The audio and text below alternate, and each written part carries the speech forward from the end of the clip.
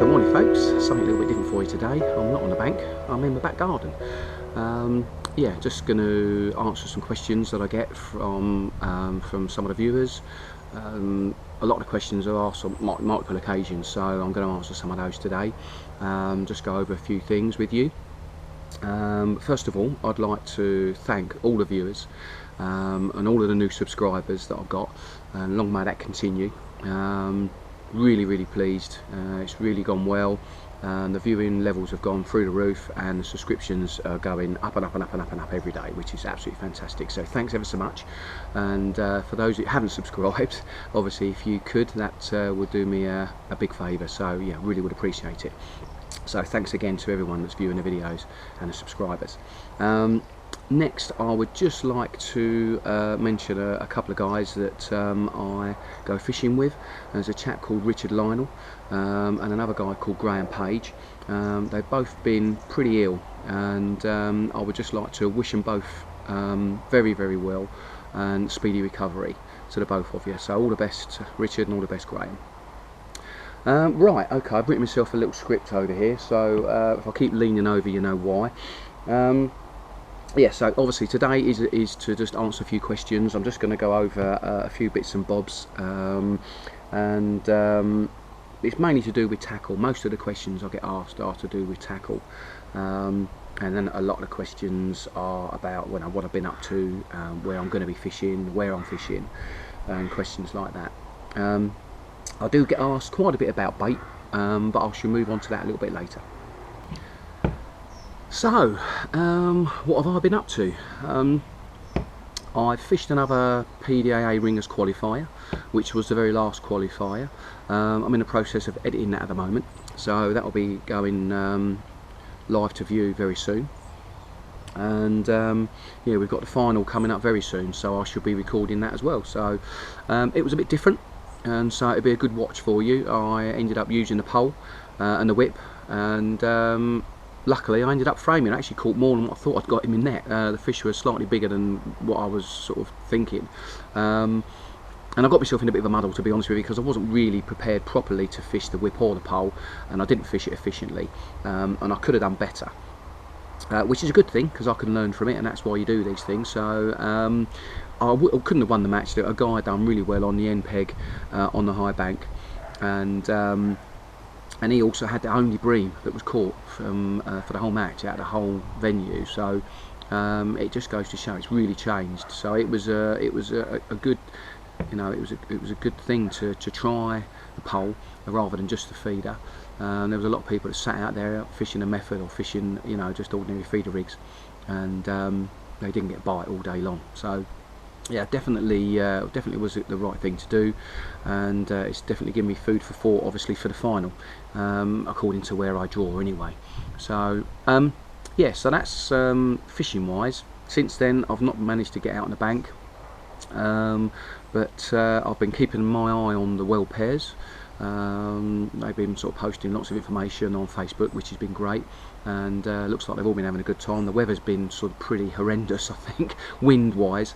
Obviously they've had a bit of rain, but that's normal for Ireland. But yeah, the wind's been pretty horrific. You know, lots of pole sections being broken, and people not even be able to fish the feeder just purely because you know, the line's just being blown round. So but all in all, it's looked quite eventful. The reason I'm keeping my eye on it is it's something that I'm interested in doing. So what I intend to do is, when all the guys come back, obviously I want to rack all their brains and get all the information out of them I can, and then what I will do, I will do another session like this, and I will sort of let you guys know what information I've got, and you know what my intentions are going to be, in case any of you out there fancy doing it as well. It's good to get obviously all the information in regards to obviously the travelling, the cost of that, in regards to ferries and so on and so forth, accommodation, bait, and the format of the matches. So yeah, so that'd be good. But yeah, really today is about to answer some questions anyway on obviously my fishing, and yeah, I appreciate obviously people, you know, sending in questions. I'm not going to name any names. I'm just going to go over, you know, some of the questions that have been asked multiple times, so I shall answer those. So one of the main questions I get asked is, you know, in regards to main tackle, rods and reels. What rods and reels do I use? and why do I use them, and what did I used to use and why have I changed. So I shall cover that now. Just finished my cup of tea. So before I started these feeder matches, I used to love feeder fishing, and I had sort of standard feeder gear. So I used to use the Shimano Stradic X GTMs. You can see that at all. It's probably not the cleanest at the minute. The reason they're all off is because I'm getting all my gear cleaned up, ready for the PDAA final. Yeah, these are my go-to reels. I had 3 of these. I've still got 3 of these, and they used to sort of cover everything that I used to do in regards to matches. So I used to float fish with these, with the waggler and stick float, and I also used to do all my feeder fishing with these as well. And then obviously once I started getting into some of the more serious feeder matches, I could see the consistency in the casting of some of the good guys around me, and obviously I asked lots of questions in regards to what tackle they were using and why they've gone over to it and what they used to use. These are a really good reel. They got a good retrieval rate, and they've got a good system to stop what I call line twist as well.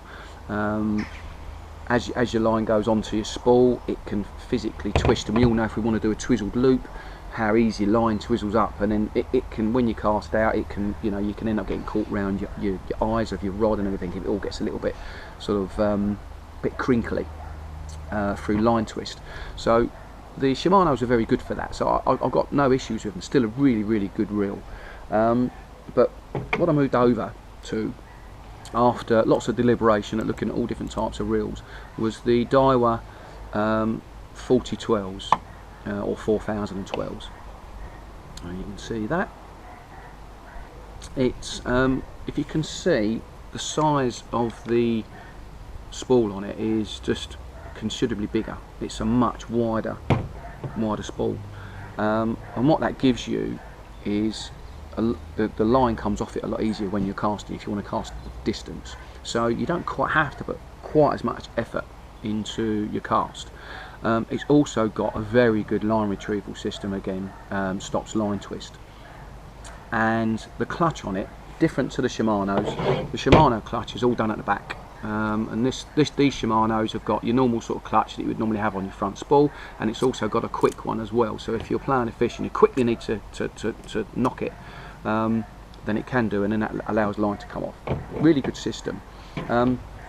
This has got the clutch on the front, the Daiwa, and it's just such a brilliant clutch system. You only have to do a couple of clicks, and it's there where it needs to be while you're fishing, and it's just got a really good feel to it. I've lost a lot less fish since playing these, and that was really the main thing I was getting from people in regards to what reels they were using and why they moved over to these Daiwa 4012s. And they don't just do the 4012s, they do a 3000 and they do a 2000 series in these as well, and I'll move on to the new one they've just brought out. But the main reason for it was for accuracy. So if I wanted to fish a little bit further out than what I was fishing, then I was able to be a little bit more accurate because I wasn't trying quite so hard. So that was a reason why I moved over to these reels. And moving on from that, I've got a new toy, and if you can see that, and once again, the reason I've gone for the TDR distance is because I want to take it now to the next level. I want to be, sort of competing with guys that are casting out beyond 100 metres, which is a hell of a long cast if you're fishing with a feeder or a method feeder. The carp boys, there's a lot of carp boys out there that can't even cast 100 metres with their sort of like 3.5, 4 pound test curve rods and great big leads and that, so and it isn't just about casting distance, and this is a thing I really need to get across to people. It's no good casting 100 yards if you're 30 yards that way and 20 yards this way. You've got to be 100 yards, and you've got to be on that dustbin lid every time you cast out there. And and you know, I fished a whole season with my gear that I had before, and I just wasn't able to do that. Wasn't able to compete with these guys. You know, I was catching fish, but not as consistent as they were. And on really hard days, they were still getting, you know, 1 or 2 fish out, and I was blanking. And you could just see it was just consistency. So what the this is the obviously the TDR distance 25 QD. QD is to do with the drag system, and as you can see, compared to the 4000, it's not a great deal bigger, but the actual spool on the front of it is considerably bigger. So once again, it's got a bigger spool, allows a line to come off easier, and it's got a very, very good retrieval system as well on it. So they've done all sorts of tests on this. It's very similar to the castism reel. In fact, it almost is a castism reel, just, you know, with a slightly different spool and different colouring. And that was the go-to reel for a lot of the guys that wanted to fish at distance. But once again, it's going to allow me to be more accurate casting further distance. And one of the reasons for that is I want to be fishing Boddingtons, and I want to do the winter pairs this year. And I know that that can be a considerable chuck because the carp move out to sort of 100 metres plus. So to enable me to kind of compete with the guys, if I'm going to want to fish those matches, I've got to be able to be accurate. First of all, and I've got to be able to cast out there. So this is hopefully going to allow me to do that, and I shall let you know how I get on with it. I did mention it some weeks ago in a previous video I done, and Steve Ringer was happening to fish that match at the time, and Phil, and I spoke to them both, more Steve in depth, and yeah, he had good things to say about it. A lot of the guys have taken these over to Ireland as well, and I've been asking questions why they've been over there fishing the world pairs, and I've had really good positive feedback. So that's the reason I've gone over to one of these. Now I know that all this is quite high-end gear and it's expensive gear. The Shimano's, they weren't quite as expensive, but they in their day when I bought these, which is a long time ago, they were quite an expensive reel. And a lot of people say, well, why don't you know, talk about some of the cheaper end tackle? And I mean, you know, I have got some stuff that's more the cheaper end, but I learnt a long time ago as a junior angler that, you know, there's a lot of effort goes into manufacturing rods and reels, and you do get what you pay for. It is as simple as that. Spoke to a colleague the other day. He went out to a boot sale and bought a load of gear for next to nothing. And then he was trying to cast with it, and he said it was almost like casting with jelly. It was, you know, and this is the problem you get with the sort of the lower end of the market. Now, don't get me wrong, there are some very good rods and reels out there that are not up in the £300 brackets. You know, you can sort of get a very, very good rod for £150, and you can get very, very good reels for £150. You don't have to pay £300 for them. It's just that if you then want to take it to the next level, which I now have, and you want to try and compete with, you know, these top anglers, the only way you can do that is to be consistent and to be able to compete with them on the same level. And you need the tackle to do that. Apologies for the planes going over. Where I live, they've got a like a training for, you know, they train people going out in these little planes and doing their flying lessons. So I do apologise for the noise, that will be gone in a minute. So that's one of the reasons, you know, why I haven't used the lower end for the tackle. But I'll go over to my rods. At the moment, this is all feeder based that I'm talking, because that's what I've predominantly been doing. So, but yeah, I'll go over to my rods. I mean, when I'd done all my feeder fishing previously, obviously before I started doing these what I class as more high-end matches, I just used to use a couple of arbor rods if I wanted to fish sort of more distance, and yeah, very, very good. They wasn't expensive. I don't even think they cost £100 each. I think they were both less than that. I think they were probably about £70 each, and they served me well for quite a few years. And it was only recently, over the last sort of, you know, 2 or 3 years, that I decided to sort of up my game as such. And you know, for me sort of close-up stuff, I just used to use a little Drennan puddle chucker, and you know, that was good for anything that was sort of, you know, up to sort of 30 metres really. But once again, it in, you know, rough conditions, when it's windy, it just wasn't accurate enough, and you know, I needed something else that was going to be able to do it. So so yeah, so those, they're now sort of collecting dust. in the garage, and I've kind of moved over. I mean, I've mentioned the rods that I use in the past in some of my videos, but I'll go over them again with you. For my more sort of 30 meters, 20 to 30 meters, I use the Browning sphere. This is the medium, and the length is 3.6 meters. I don't really know what that is in feet, but I think it's about 12, 30 if I'm correct. It's a very thin blank, and it's an incredibly light rod. But wow, is it fantastic for bite indications. It's no good for distance stuff. Not this particular version. They do other versions, and I have mentioned in the past that I used to have a 13 foot version of this, which was the medium heavy, and I snapped the top section twice. It probably was me rather than the rod, because these really are a premier kind of rod. They are, you know, top of the range, and you know, you've really got to know what you're doing with these, because you know, like I say, they are a very thin blank, and if you bully them too much, they will break. But absolutely fantastic rod. Yeah, I haven't gone back to using the 13 foot just because, you know, I didn't have the confidence that I wasn't going to break it. So I've moved on, which I shall go on to in a minute. But yeah, for my sort of 20 to 30 meter range, this is what I use. It comes with a few tips, and the heaviest tip that it comes with, I believe, is a 2 ounce. So it sort of goes to show it's for more finesse fishing. But you know, every time I hook a fish on this, I don't lose them. You know, the action on this rod is just phenomenal, and it was, to be honest with you, on the 13 foot one as well. Absolutely fantastic action, and yeah, I recommend them for anglers that are experienced and that can sort of, you know, use them to the best of their ability. I wouldn't say I was experienced enough to use the 13 foot one, and that may be why it broke a couple of times. Yeah, obviously I lost confidence in that. So that's what I use for my 20 to, I don't know if you can see that there.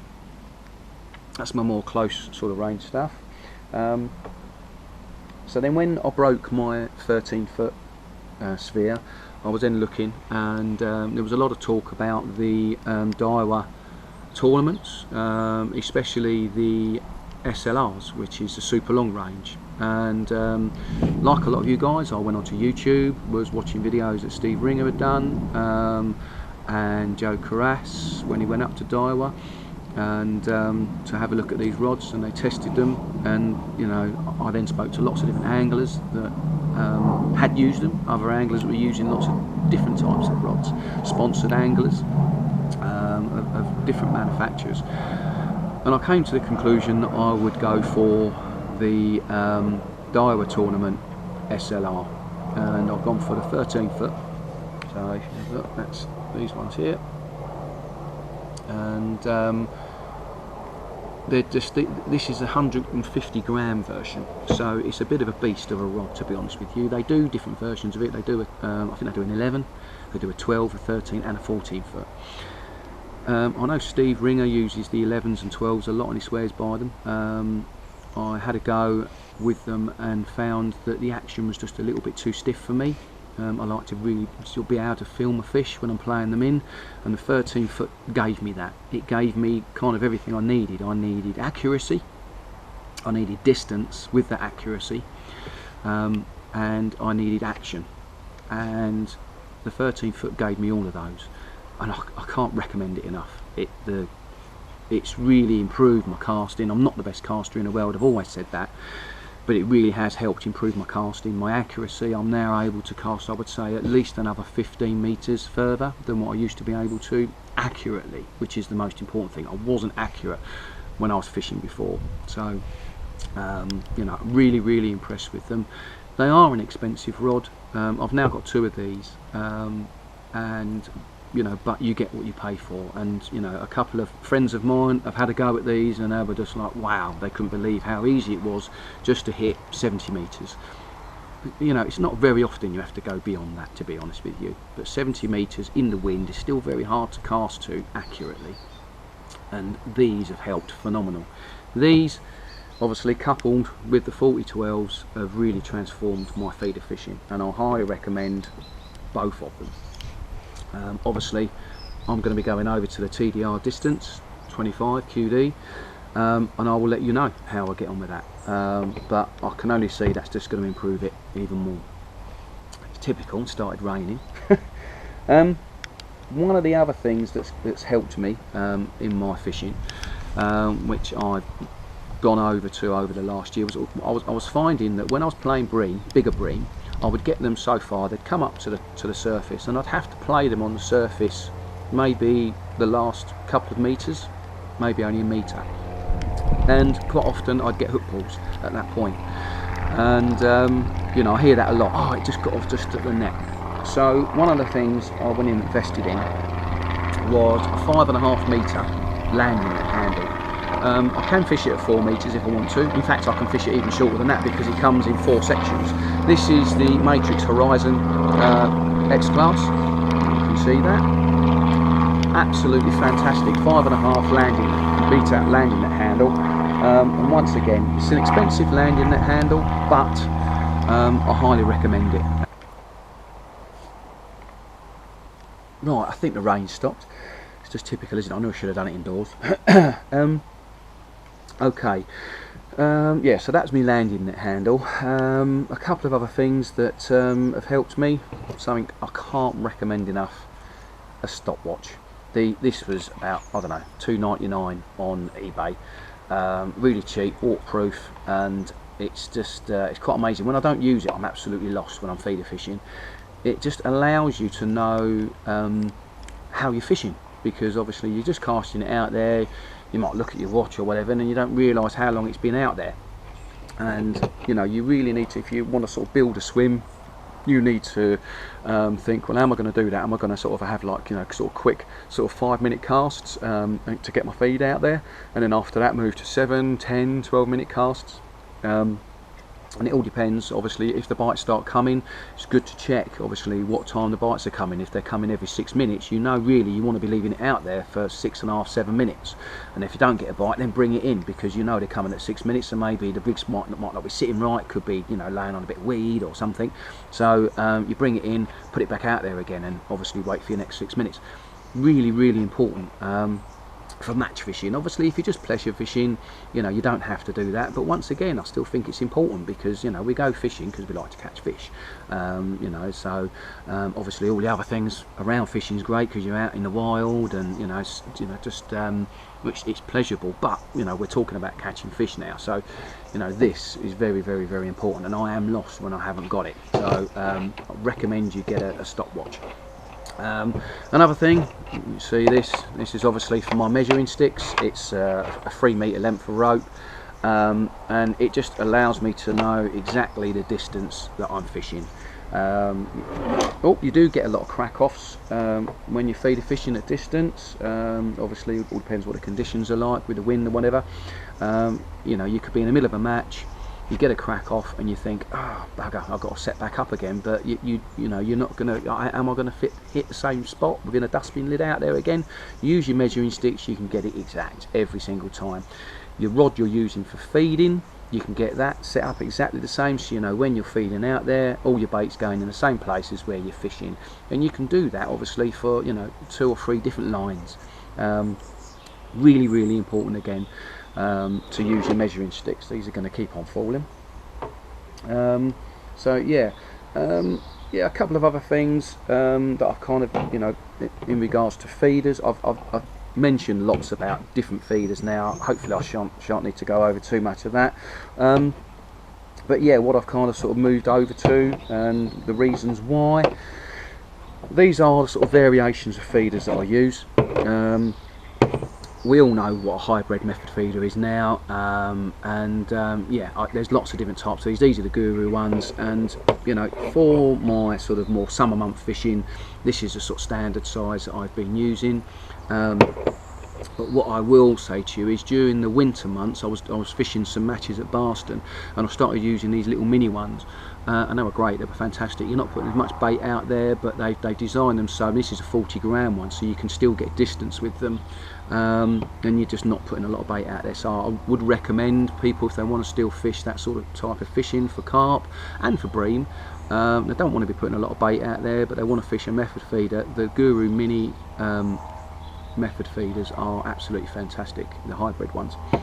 In regards to just ordinary feeder fishing, you know, I've been using the window feeders. Obviously this is a Guru exchange type one, where you can obviously take the weight off the bottom and, you know, change the different types of weights. That's currently a 50-gram. They do all different types of weights to go on those, and they do different sizes as well, different size feeders, that is.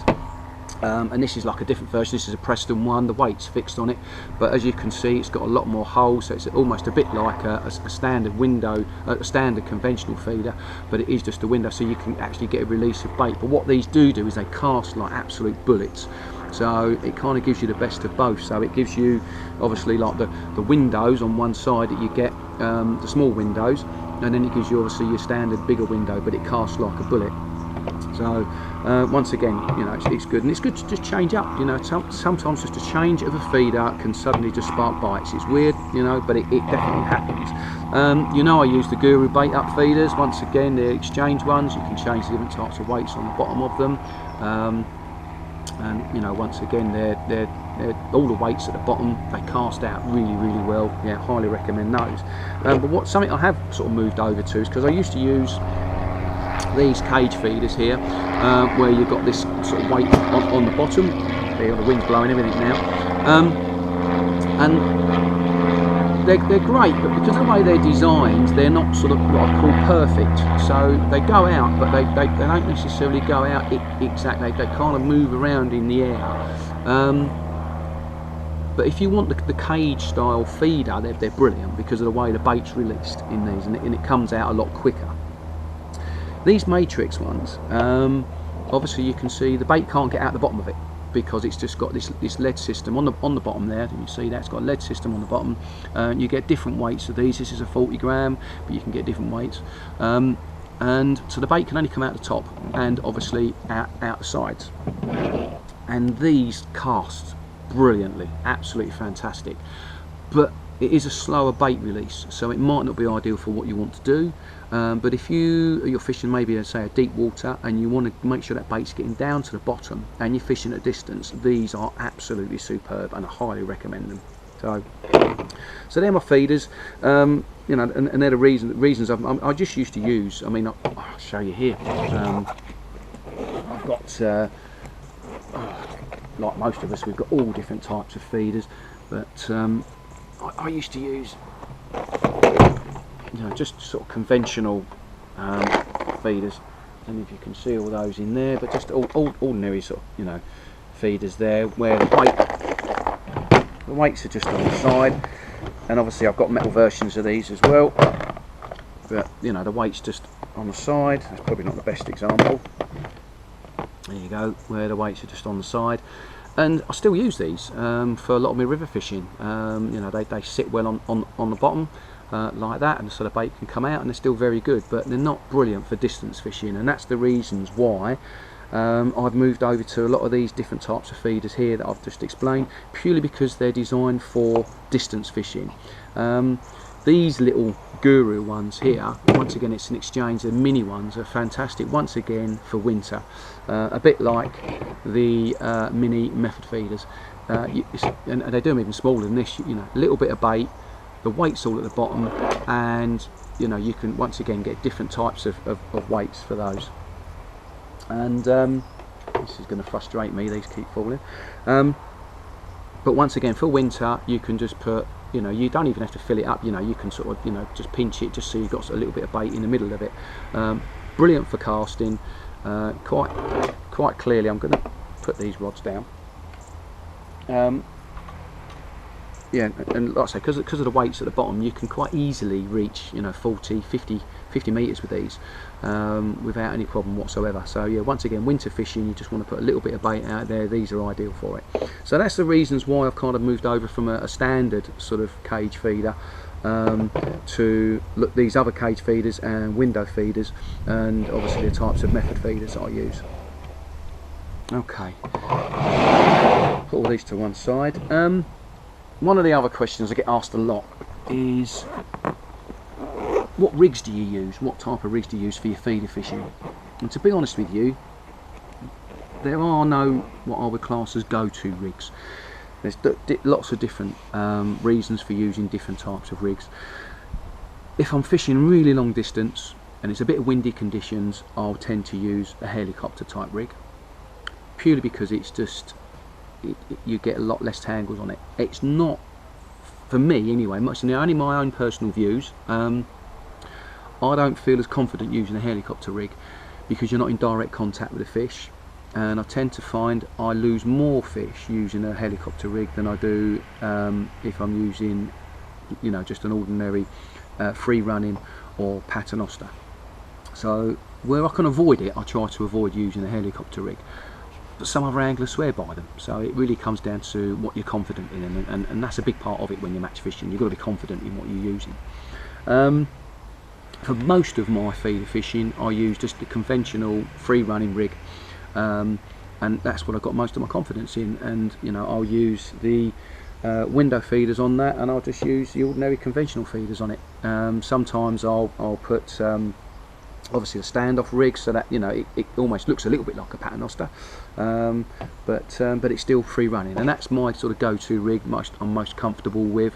I do use a twizzled loop on it, and obviously so it kicks off away from the feeder, and then obviously on that loop then I put my hook length, which obviously I can vary to what the conditions are, and obviously what the rules are within the match as well. And normally all my river fishing I tend to use a paternoster rig, and for most of my fishing where I'm fishing sort of up to about 30 metres, I tend to use a paternoster rig as well, so I couldn't get out a paternoster rig. And once again, it's just a confidence thing, and I mean, I'll use a paternoster rig for, you know, if I'm casting out far as well, but I do tend to find they are more tangle prone, so you know, you've got to get them kind of set up right. But I would say for better fish contact and, you know, not losing as many fish, the paternoster rig is the best rig for me.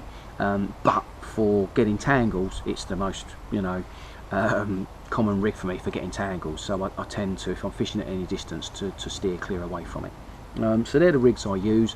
Apologies for those guys that don't really know what they are.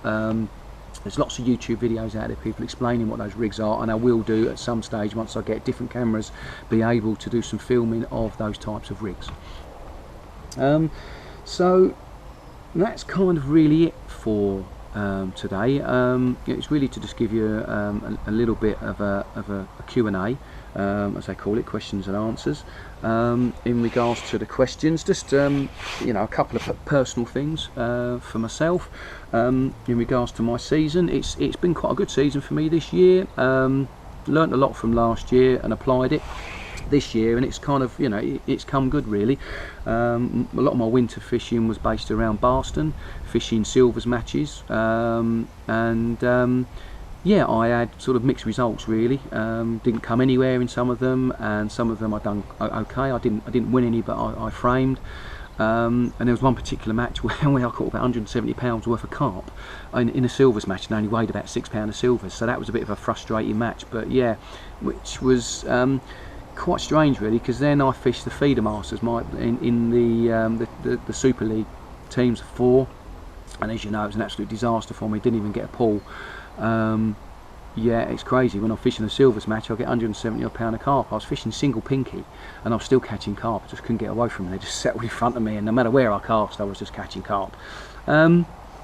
And then I kind of moved on to Ferry Meadows, which you've seen a lot of my videos on, and I've had a very successful year at Ferry Meadows, and like I say, the final's coming up very soon. That kind of kicked off with the pairs, the ringers and PDAA pairs match, where myself and my teammate Rob Pullen done well. We managed to come joint second, but on weight, unfortunately, we got knocked back to third. Yeah, we joint second with Steve and Real Finger. Steve and Phil Ringer. Dear, apologies for that. yeah, and then obviously I've been fishing the qualifiers there in the singles, ringers and PDAA qualifiers, and yeah, I've had once again mixed results. Some pegs and conditions I've not fished very well, but yeah, I've actually picked up a win and a couple of section wins, and I picked up a third in my last match that I had there. So yeah, so all in all, it's actually been quite a good season for me. And obviously we've got the final coming up, so that's the big one. Let's just hope I can apply everything I've learnt and it comes good. But it is very peggy there, and I don't know what they're going to be doing with the pegs, so we'll just wait and see what happens. But I will be filming it for you, and hopefully you'll enjoy that. Right, so I mentioned it a little bit earlier on in this short video that I'm going to talk about bait. A lot of people ask me about my bait. Currently I can talk about hook baits, and I'll show you what hook baits I use. What I haven't been doing is going over my ground bait mix.